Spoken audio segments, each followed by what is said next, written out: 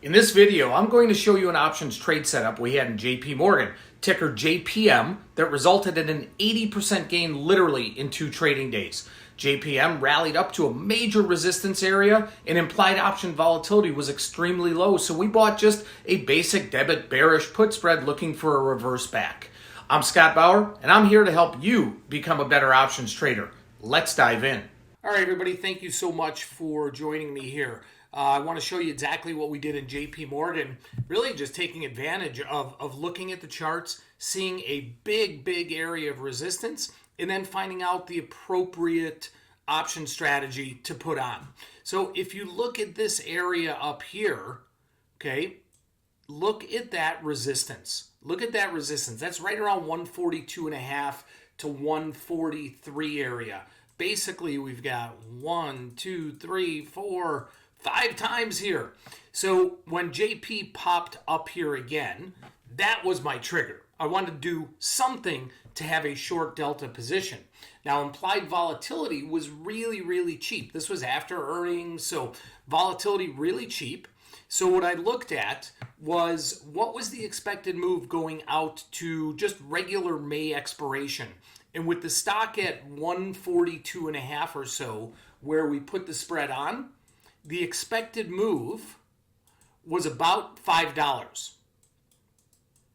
Okay, now remember, the expected move doesn't tell us direction. It just tells us what is the market pricing in for the size of the move up until that expiration date. Well, we were bearish because of that resistance. So we were looking for a move to the downside, which would target about 137.5. Now, there's one other thing on this chart here that I want to show you. I'm going to hone in here to a 3-month and look at what is called this gap right here. So this dead space where nothing traded in there. That means that at the opening of the market, JP made a huge jump up, a huge gap up.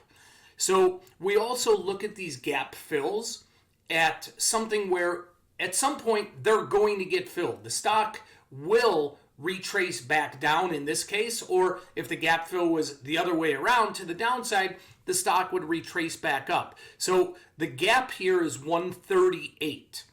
Okay, so we were looking at 138 on the gap, and then also 137.5 on the expected move. Now, as I said, volatility really cheap. All we did was buy a simple put spread. So we bought the May 19th, 141, 137 put spread, and we paid $1. Okay, that's it. Again, targeting 137, expected move area, and there was also that gap at around 138. And we put that on literally with JP right here. So that was on May 1st. On May 2nd, stock dropped $3. And at 139, okay, 139 on this candle here, we got out of half of our position for $1.65.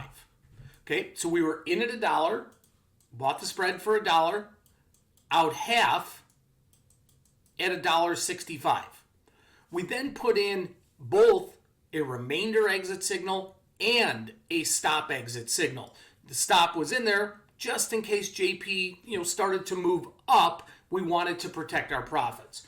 We ultimately wound up getting filled on the balance of our trade at 185. Okay, as JP came right down here and pretty much just hit the expected move range, filled that gap. So in at $1, out at an average price at 175. So literally in 2 trading days, 75%. And we did that just based off of some really significant resistance. So sometimes, guys, and a lot of times, less is more. What do I mean by that? Well, we don't have to, concoct or put on some complicated spread. We can just look at, okay, simple vertical spread, call, put, whatever it may be. That was certainly the instance here and what we did here. So thanks, everybody, for joining in, and we will see you again on the next one. So, quick question for you. Now that you saw the example we went through today, would you be interested in getting some of these ideas before they happen? If you're interested, every Sunday, I send out my weekly options watch list with my 3 favorite names I'm looking at for the week. It's 100% free and designed to teach you how I approach finding potential option plays and explain it in detail why I'm considering that specific ticker for a potential trade signal.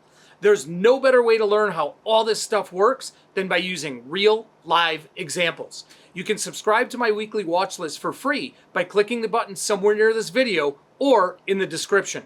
Just put your email in, and every Sunday, you'll get a copy of my 3 favorite names for the week. Thanks again for watching, everyone, and I'll see you next time.